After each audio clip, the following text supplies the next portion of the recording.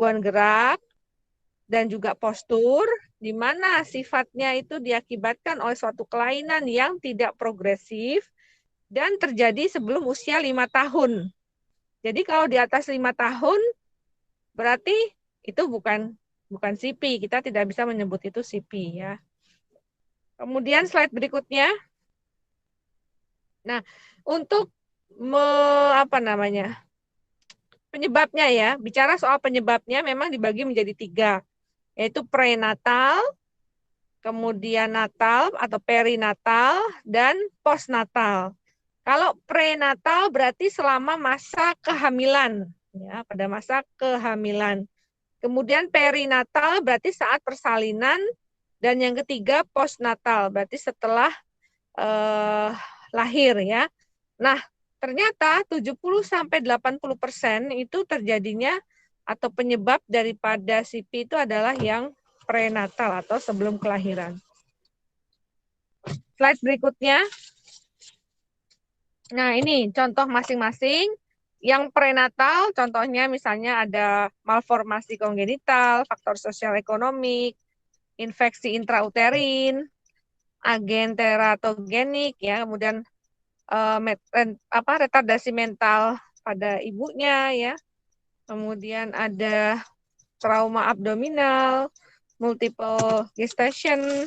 Kemudian kalau pada persalinan atau perinatal, faktor resikonya diantaranya prematurity, kehamilan, persalinan pada usia kurang dari 32 minggu, kemudian berat badan lahir rendah, kemudian adanya perdarahan intrakranial, ya, infeksi, trauma.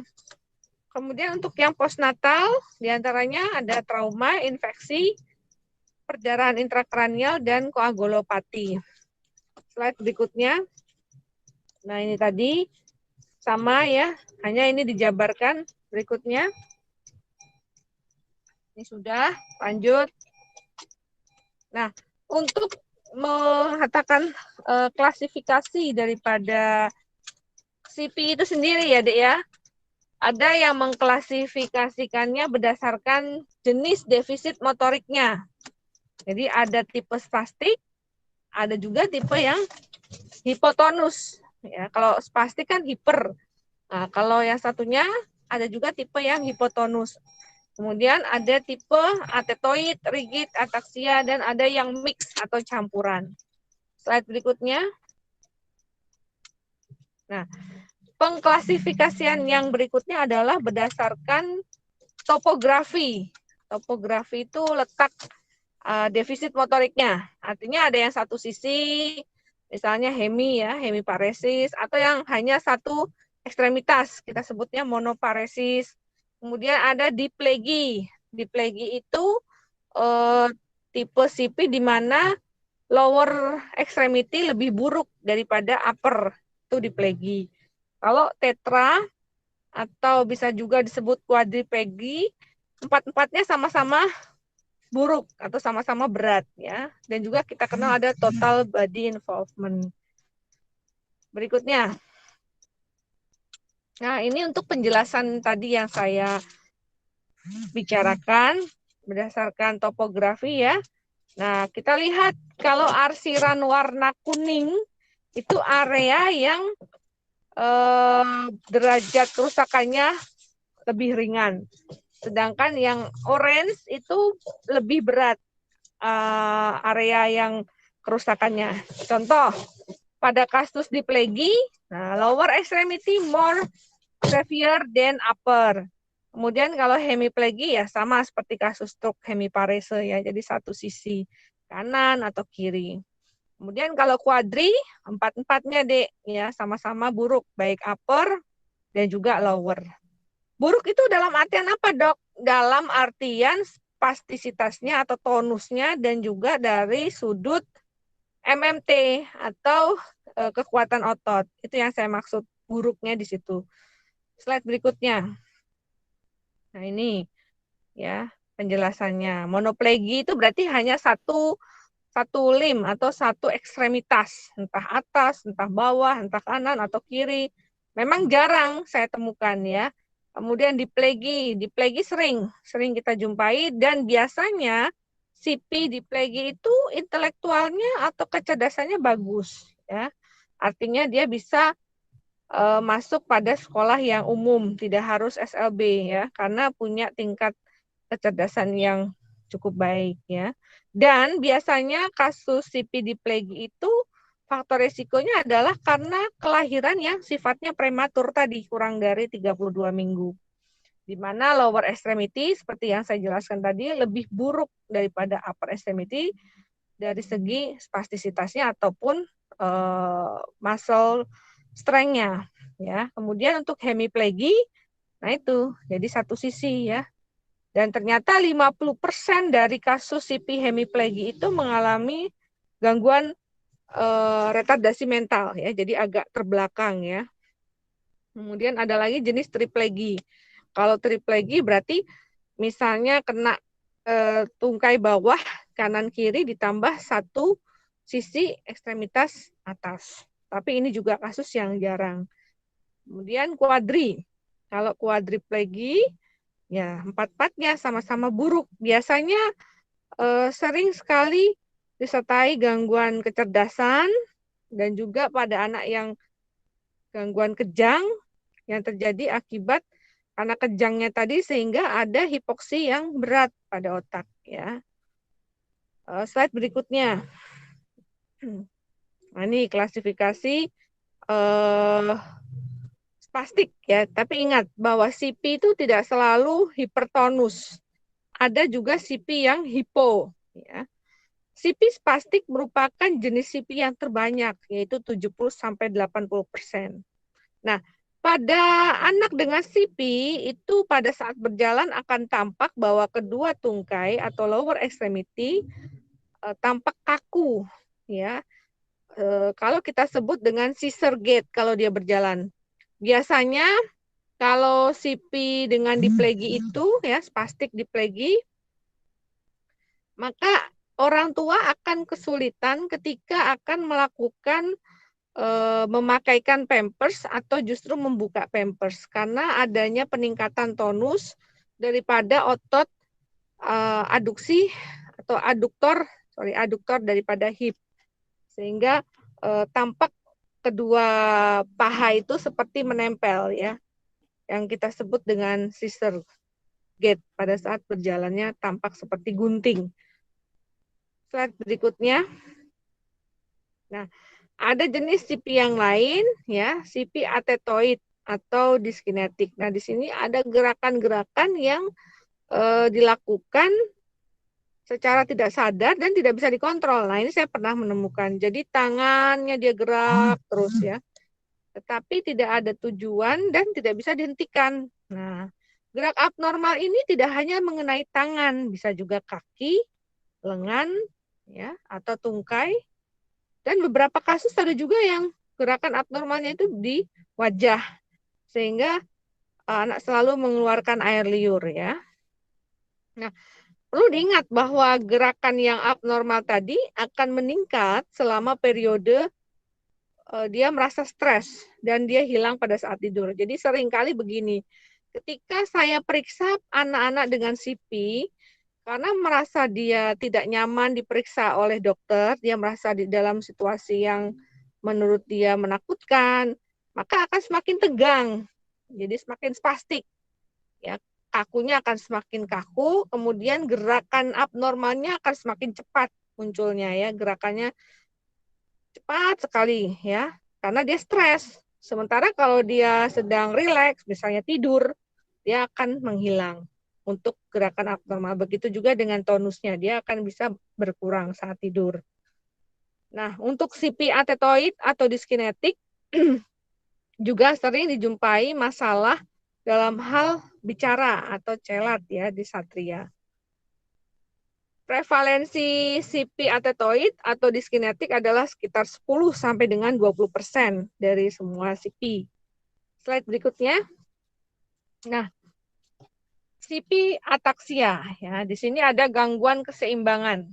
Nah, koordinasi yang buruk sehingga sering sekali memunculkan gerakan-gerakan seperti tremor ya. Prevalensinya 5-10% dari total CP. Dan yang terakhir adalah CP tipe campuran. Jadi misalnya CP diplegia spastik plus atetoid. Jadi sudah ada spastisitas, juga ada atetoid, ada gerakan-gerakan yang tidak bisa dikontrol tadi. Slide berikutnya. Nah, ini jenis klasifikasi lain yang menilai melihat fungsi gross motor atau kita sebut dengan GMFCS, Gross Motor Function Classification System. Ada level 1 sampai dengan 5. Yang perlu diingat bahwa level 1 itu berarti yang paling baik dan level 5 itu yang paling buruk. Untuk melihat seberapa besar kemampuan dia dalam hal mobilisasi atau ambulasi ya. Kalau level 1 dia bisa berjalan kemanapun, indoor bisa, outdoor bisa, without limitation, tanpa adanya keterbatasan.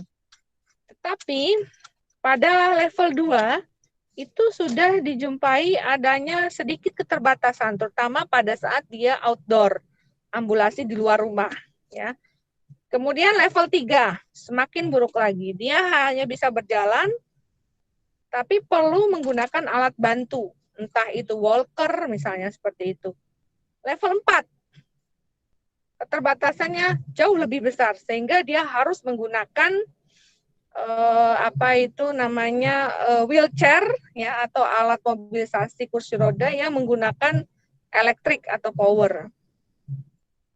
Artinya dia menggerakkan dengan remote ya. Sedangkan level 5 itu sudah dependent, artinya dia hanya duduk di kursi roda diam saja dan orang lain yang menggerakkan atau mendorong. Itu level 5 ya. Slide berikutnya. Nah, ini tadi penjelasannya aja. Berikutnya. Nah, kemudian ada yang membagi CP itu berdasarkan ringan, sedang, dan berat. Ya. Kapan dikatakan ringan? Apabila anak dengan CP tidak perlu pengobatan, bicara baik, dan bisa ambulasi tanpa alat bantu. Ya. Dikatakan sedang apabila perlu pengelolaan ambulasi, bicara juga tidak adekuat, dan perlu alat bantu. Dikatakan berat apabila butuh perawatan dalam hal perawatan diri ya, jadi activity daily living dibantu, ambulasi juga dibantu, bicaranya juga mungkin tidak bisa, itu berat ya. Slide berikutnya. Nah, jadi apa saja problem rehab pada anak dengan CP, yaitu satu, adanya kita jumpai keterlambatan perkembangan motorik. Yang kedua, tentunya karena motoriknya tidak berkembang,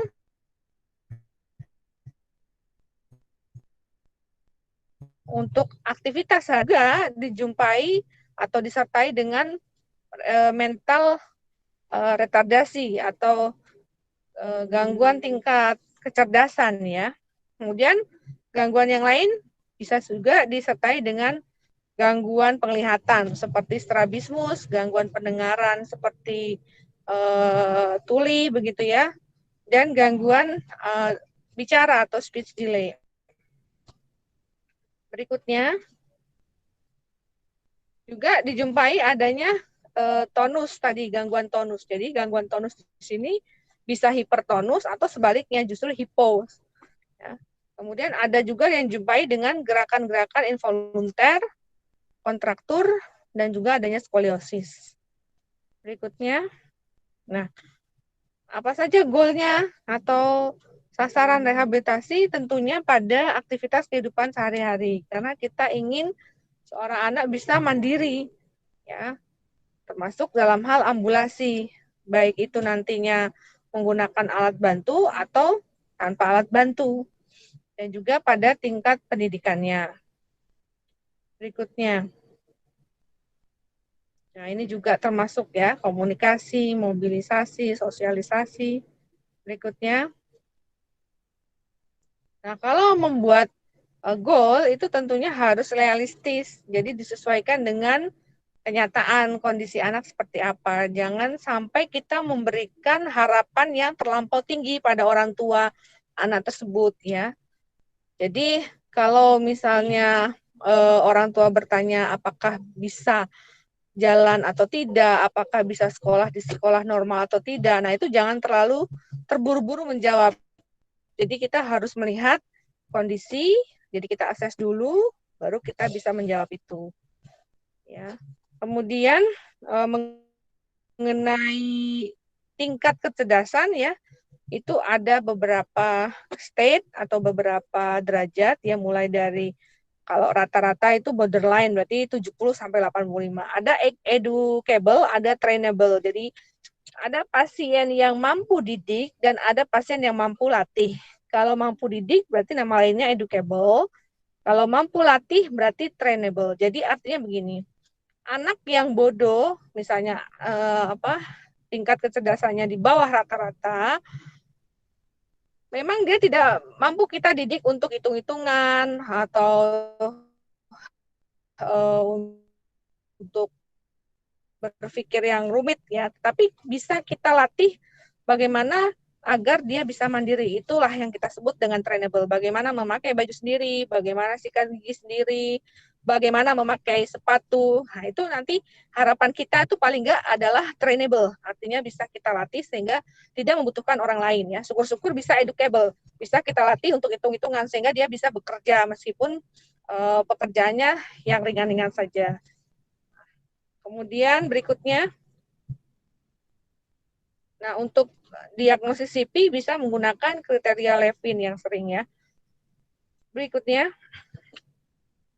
Levin itu untuk singkatannya ya, gampangannya adalah POSTER, poster. P itu adalah gangguan postur, O adalah problem oropharyngeal, S-nya strabismus, T-nya gangguan tonus, baik hipertonus atau hipotonus. Kemudian E, evolusional maldevelopment, jadi adanya refleks primitif yang menetap dan kegagalan untuk menuju ke refleks yang lebih tinggi. Dalam hal ini adalah refleks protective equilibrium ya. Jadi tetap di refleks primitif saja ya, tidak berkembang menjadi refleks yang lebih matur yang di atasnya. Kemudian R untuk refleks. Di sini ada peningkatan daripada refleks fisiologis atau persisten, adanya persistensi dari refleks Babinski. Yang kita tahu bahwa Babinski refleks itu akan menghilang kurang lebih pada usia 6 bulan. Tetapi di sini terjadi persistensi, tidak menghilang. Berikutnya, nah, pengelolaan kasus CP pada anak itu meliputi dengan obat-obatan, rehabilitasi medik, dan yang terakhir adalah tindakan pembedahan ya. Berikutnya, nah di sini sekali lagi kalau untuk rehabilitasi medik kita berarti tim, jadi ada fisioterapi, ada okupasi, ada terapi wicara, ortotik prostetik, psikologi, social worker ya. Jadi mereka masing-masing punya pekerjaan atau job description yang berbeda-beda. Nah, untuk pemberian program tentunya sesuai dengan apa problemnya dan apa goalnya. Misalnya anak datang dengan keluhan belum bisa duduk, ya belum bisa duduk. Maka di situ kita akan lakukan pemberian strengthening program untuk menguatkan otot-otot terang muscle, ya. Lain lagi kalau pada kasus tersebut anak belum bisa mengangkat kepala, berarti kita lakukan pemberian stimulasi latihan untuk penguatan otot-otot leher. Jadi tergantung dari masing-masing kasus berbeda-beda. Kalau terang muscle-nya belum baik, maka kita latih. Kalau head control-nya belum kuat, kita latih head control-nya. Jadi selama head control belum baik, maka dia tidak bisa duduk. Ya, jadi step by step.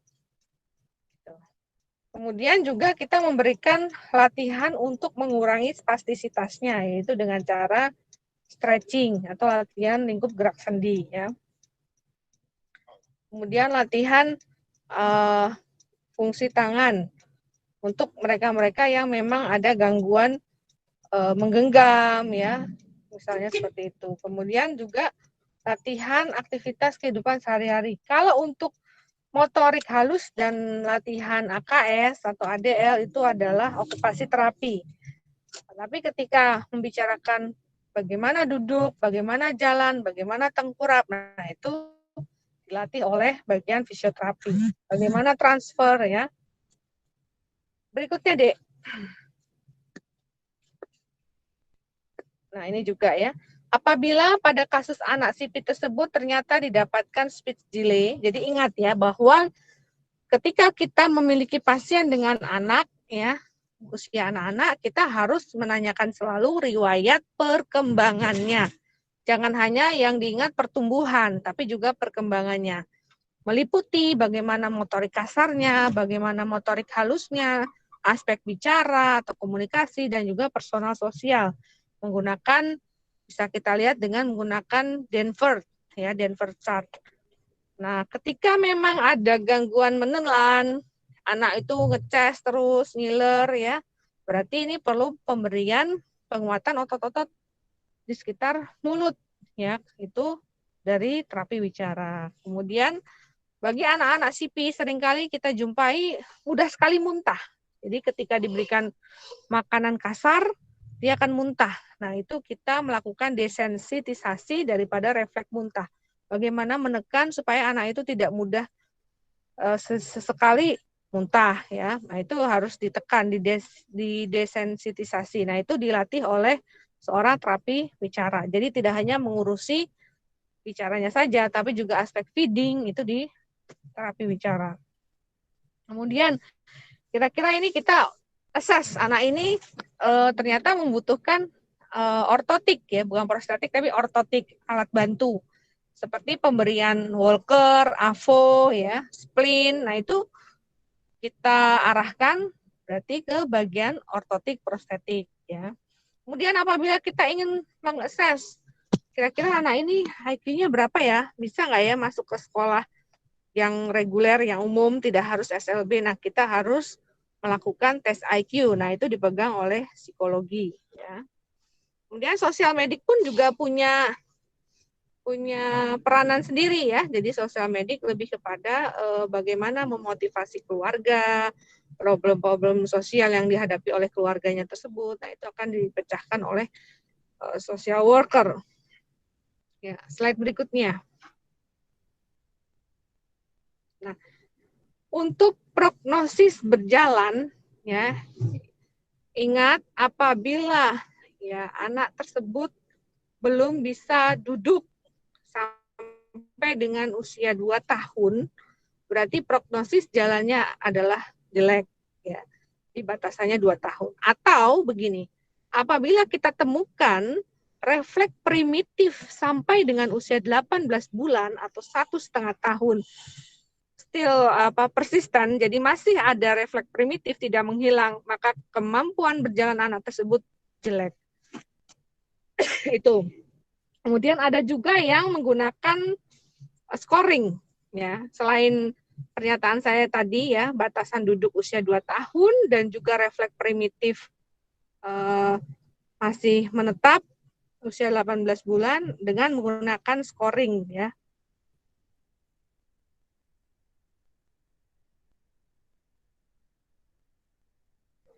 Nah, pada pemeriksaan refleks primitif itu ada beberapa refleks primitif seperti ATNR, STNR, refleks Moro, neck writing reflex, dan extensor thrust. Nah, di sini apabila pada anak tersebut masih dijumpai ATNR, STNR, Moro reflex, neck writing, extensor thrust masing-masing positif, berarti skornya 1 deh, 1 semua ya.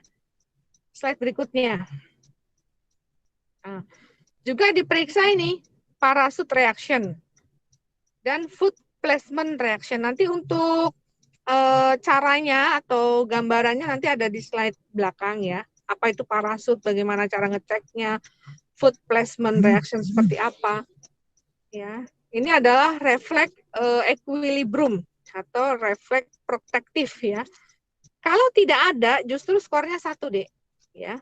Kalau tadi kan ATNR, STNR, Moro, neck writing, extensotras, kalau ada dia positif, berarti nilainya 1. Sementara untuk parachute dan foot placement reaction, justru kalau yang tidak ada, itu yang nilainya 1. Kalau ada 0, ya kebalikannya. Kita berharap ketika kita memeriksa semua refleks tersebut tadi, ya 7 ya, berarti 7 refleks ini, itu adalah skornya 0.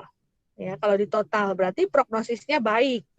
Kalau 1 berarti apa ya? 50-50. Mungkin bisa jalan masih ada. Kemudian kalau nilainya 2 berarti prognosisnya jelek. Nah, begitu. Slide berikutnya. Nah, ini dibaca ya. Refleks primitif. Itu ada Moro, ada routing. Ya, caranya bagaimana Moro? Ya, tiba-tiba kita mengagetkan si anak ya, sudden neck extension, nanti responnya akan bahunya akan abduksi, elbow-nya extension, fingernya juga extension ya.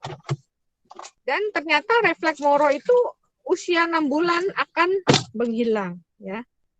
Kemudian routing. Kalau routing itu kamu menggores atau menyentuh area di sekitar mulut ya, maka kepala dan mulut akan berbelok menuju ke arah stimulus tadi ya. Jadi seperti mencari puting begitu ya. Dan akan menghilang pada usia 4 bulan. Nah, itu ya. Kemudian ada lagi palmar grasping, ada juga plantar. Kalau palmar berarti tangan, kalau plantar berarti kaki yang digores. Ketika kita menggoreskan pada telapak tangan, maka respon si anak akan fleksi semua jari-jari dan akan menghilang usia 6 bulan ya. Oke, slide berikutnya. Nah, ini ada lagi sucking ya. Jadi di sini sampai usia 3 bulan ya. Jadi seperti mengenyut ya. Slide berikutnya.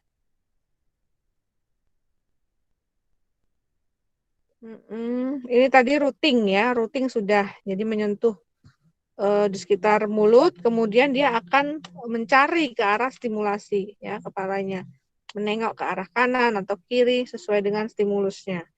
Slide berikutnya. Ini Moro ya. Slide berikutnya. Nah, seperti ini. Jadi dia kaget ya, kaget terus responnya tangan ekstensi, kakinya ekstensi, jari-jari pun ikut ekstensi. Slide berikutnya. Nah, ini ATNR ya. ATNR itu posisinya adalah bisa prone, bisa supine. Kemudian kita tengokkan kepala ke arah kanan atau kiri, satu sisi ya, ke kanan atau ke kiri, maka anggota geraknya itu akan mengalami fleksi pada satu sisi, misalnya yang kiri, kemudian yang kanan justru ekstensi ya, berkebalikan. Slide berikutnya.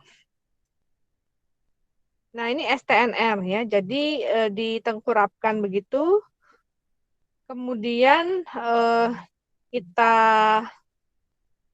fleksikan ya, fleksikan daripada lehernya atau necknya, maka yang terjadi di sini adalah lengannya fleksi, tungkainya ekstensi. Gitu. Ya. Slide berikutnya. Nah, ini yang pelantar. Jadi kita goreskan atau sentuhkan pada bagian pelantar, kemudian reaksinya adalah, responnya itu adalah dari jari-jari tersebut akan menekuk, grasping, seperti mau memegang begitu. Slide berikutnya. Nah, ini Babinski ternyata hilang usia 4 bulan, itu sudah harusnya tidak ada ya. Kalau masih persisten atau masih menetap, berarti itu tidak normal. Slide berikutnya. Nah, untuk evaluasi, selalu untuk anamnesa ditanyakan riwayat prenatal, perinatal, dan postnatal ya. Slide berikutnya. Nah, ini untuk pemeriksaan fisik ya, mulai dari observasi. Kita lihat bagaimana postur ketika dia duduk, apakah sudah bisa tegak lehernya, apakah punggungnya masih melengkung. Nah, itu observasi ya. Posturnya ya, ada tidaknya gerakan abnormal untuk mencari tadi tipe atetoid ya. Ada tidaknya tremor misalnya seperti itu. Kemudian tonusnya diperiksa melalui palpasi ya, tingkat spastisitasnya. Juga bisa kita lihat inspeksi adanya skoliosis atau tidak ya.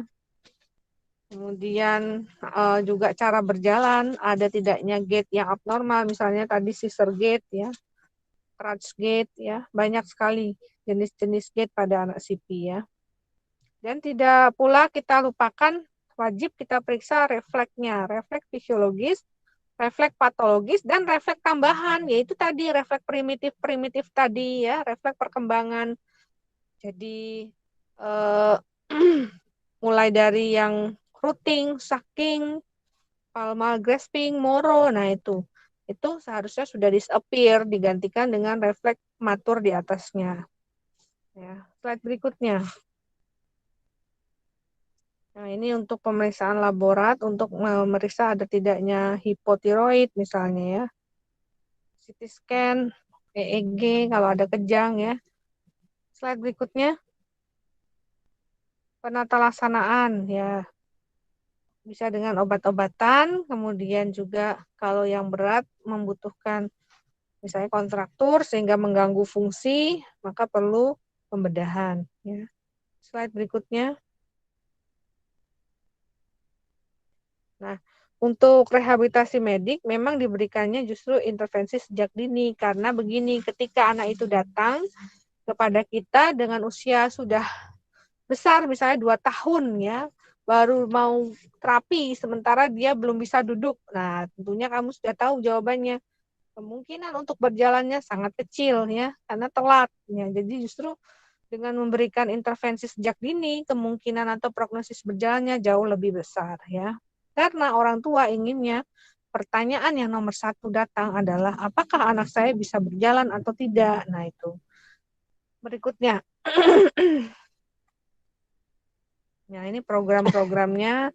Jadi selain latihan tadi ya, ada ROM atau stretching, strengthening, transferring, endurance atau latihan ketahanan, baik ketahanan duduk, ketahanan berdiri, latihan transfer ya, mobilisasi. Juga kita kenal ada teknik neuromuscular facilitation. Jadi di sini kita memberikan stimulasi refleks-refleks yang belum muncul dan menginhibisi refleks primitif yang harusnya sudah hilang begitu dengan beberapa teknik seperti bobat, kabat, fos, root, voita, nah itu ya macam-macam. Berikutnya, nah terapi okupasi. Terapi okupasi lebih kepada fungsi tangan, bagaimana bisa dia reaching, mereach, meraih, grasping ya, bagaimana dia bisa memegang, kemudian memindahkan dari satu titik ke titik yang lain dan melepaskan. Nah itu dengan aktivitas bimanual. Kemudian latihan eye hand coordination juga dilatih di situ. Latihan-latihan activity daily living ya. Kemudian untuk bicara dan feeding dilatih oleh terapi bicara. Seperti yang saya jelaskan tadi bahwa anak-anak CP sering juga datang dengan keluhan ibunya mengatakan bahwa anak ini apabila makan sulit untuk mengunyah atau lama untuk menelan dan sering muntah. Nah, itu terapinya dengan desensitisasi tadi. Desensitasi refleks muntah, kemudian refleks menggigit, bagaimana menjulurkan lidah, menghisap, menelan, mengunyah, serta edukasi kepada orang tua bagaimana posisi yang benar saat memberikan makanan. Intinya ketika anak itu siap makan berarti head controlnya adalah sudah baik, sudah tegak ya. Ditambah terang. Terang muscle juga harus kuat sehingga bisa duduk dengan baik ya. Juga pemberian speech therapy tadi untuk bicara. Slide berikutnya. Nah, ini ortosis ya. Ortosis di sini memang kalau kita akses perlu karena untuk mensupport adanya kelemahan otot ya, artinya menambah mensupport dari otot yang lemah, kemudian juga untuk mengontrol tonus yang abnormal. Nah, itu bisa kita tambahkan dengan ortose ya. Slide berikutnya. Nah, ini kalau tindakan operasi biasanya adalah tendon lengthening ya, atau release tendon. Nah, begini, seringkali pada anak perempuan itu kan kedepannya dia akan mengalami menstruasi. Sehingga kita harapkan ketika melakukan higienisasi daerah tersebut eh, tidak mengalami kesulitan. Bayangkan seorang anak perempuan sudah gadis ya, terjadi peningkatan tonus, hipertonus pada otot-otot aduktor hip ya. Bagaimana dia bisa membuka kedua pahanya agar bisa membersihkan daerah situ ya. Kalau misalnya fasilitasnya tinggi, berarti mengganggu proses higienisasi. Nah, ini perlu dirilis ya. Kita konsultasi kepada dokter ortopedis seperti itu. Ya. Atau kasus-kasus di mana terjadi peningkatan yang berlebihan pada daerah hip sehingga terjadi dislokasi hip. Nah, ini juga perlu dikonsultasikan. Slide berikutnya. Ini sudah motorik ya tadi, motorik kasar, motorik halus. Berikutnya. Pemberian. Nah, tambahan ini ya, terapi vokasional adalah dalam hal ini melatih keterampilan penderita. Dalam hal ini, apabila penderita CP nantinya sudah dewasa, bisa tetap bekerja sesuai dengan kemampuannya, ya, sehingga merasa dihargai karena bisa ikut serta di dalam suatu pekerjaan gitu. Slide berikutnya. Nah, ini komplikasinya ada retardasi mental, ada kejang, gangguan komunikasi, gangguan penglihatan, pendengaran, dan juga sering juga ini problem giginya itu tidak higienis ya, karena memang pada anak-anak CP itu mudah sekali karies ya, sehingga kita selalu edukasi kepada orang tua untuk selalu membersihkan daerah oral ya, menjaga daerah oralnya. Slide berikutnya. Nah, ini tadi ya sama ya. Prognosis kemampuan berjalan menurut Black ya, ada 7 tadi ya. Sudah, slide berikutnya. Ini gambar Moro, terus berikutnya ATNR, jadi ketika ditolehkan ke kanan, tangan kanan ekstensi, tangan yang kiri fleksi. Ya. Kaki pun begitu, kaki kanannya ekstensi, kaki kiri yang fleksi ya. Seperti gerakan memanah begitu. Slide berikutnya. Nah, ini STNR, anak diposisikan tengkurap, kemudian kepalanya difleksikan ya, maka di sini tangannya ekstensi, kakinya yang fleksi. Pada saat kepala ditengadahkan ke atas, diekstensikan, tangannya ekstensi, kakinya yang fleksi begitu. Slide berikutnya. Ini neck writing.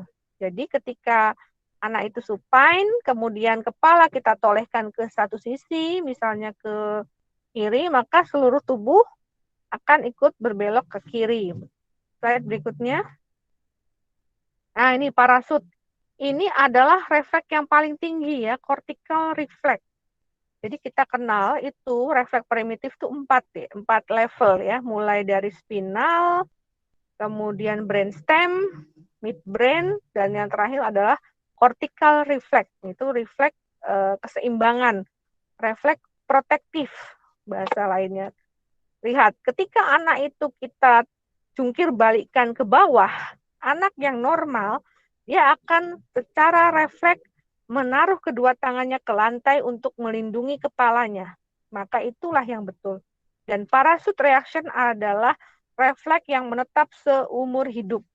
Semua orang kalau ketika dijungkir balikan ke bawah, maka akan refleksnya tangannya akan langsung menyentuh lantai untuk melindungi kepala. Itu refleks protektif ya. dan dia harus ada. Justru kalau dia tidak ada, berarti justru nggak normal. Itu tadi. Kenapa skornya 1 ketika negatif, ya. Tapi kalau positif, skornya malah 0. Alasannya begitu. Slide berikutnya. Kalau ini food placement reaction, ini sering dikerjakan. Jadi gini, kita mau lihat.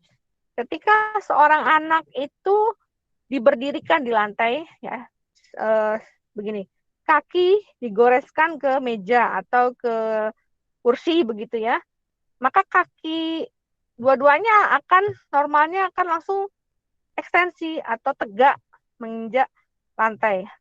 Yang sering kita temukan di praktek sehari-hari, ketika kaki itu digoreskan ke ujung meja atau kursi, kedua kaki malah angkat ke atas. Nah, itu nggak normal. Harusnya dia malah jejak berdiri gitu ya. Tapi yang sering kita temukan justru kakinya naik ke atas. Nah, itu nggak normal ya.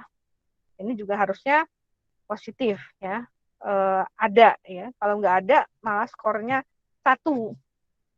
Nah, slide berikutnya. Nah, ini tadi extensor thrust ya. Berikutnya. Nah, ini tadi yang saya bilang.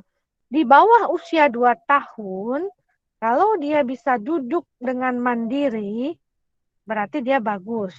Tetapi kalau sampai usia 2 tahun, dia tidak bisa duduk dengan baik, secara mandiri atau tanpa bantuan, maka kemampuan untuk berjalan atau prognosis berjalannya sangat kecil. Atau ada juga yang mengatakan kemampuan duduk tidak ada sama sekali sampai usia 4 tahun, bisa diprediksi 100% tidak bisa berjalan. Nah, itu lebih ekstrim lagi. Kalau usia 4 tahun tidak bisa duduk, berarti 100% tidak bisa berjalan. Tapi kalau usia 2 tahun tidak bisa duduk, maka kemungkinan berjalannya itu kecil. Ya. Slide berikutnya. Nah, ada yang mengatakan juga hampir sebagian besar anak ya yang masih ditemukannya refleks-refleks primitif seperti Moro, seperti Babinski, itu masih persisten sampai usia 18 bulan. Nah, itu juga prognosis berjalannya sangat kecil atau jelek ya. Berikutnya. Sudah, terus. Nah, sudah ya, Dek. Sudah cukup. Nanti kalau ada pertanyaan, mohon dikumpulkan ke Jihan, biar nanti Jihan yang WA ke saya ya. Sudah cukup dulu, ini saya masih dalam perjalanan, mau ada keperluan ya, saya cukupkan dulu ya. Alhamdulillahirrahmanirrahim. Terima kasih, mohon maaf kalau ada kekurangan ya. Wassalamualaikum warahmatullahi wabarakatuh. Waalaikumsalam warahmatullahi wabarakatuh. Terima kasih dokter. Assalamualaikum. Assalamualaikum. Hati-hati di jalan.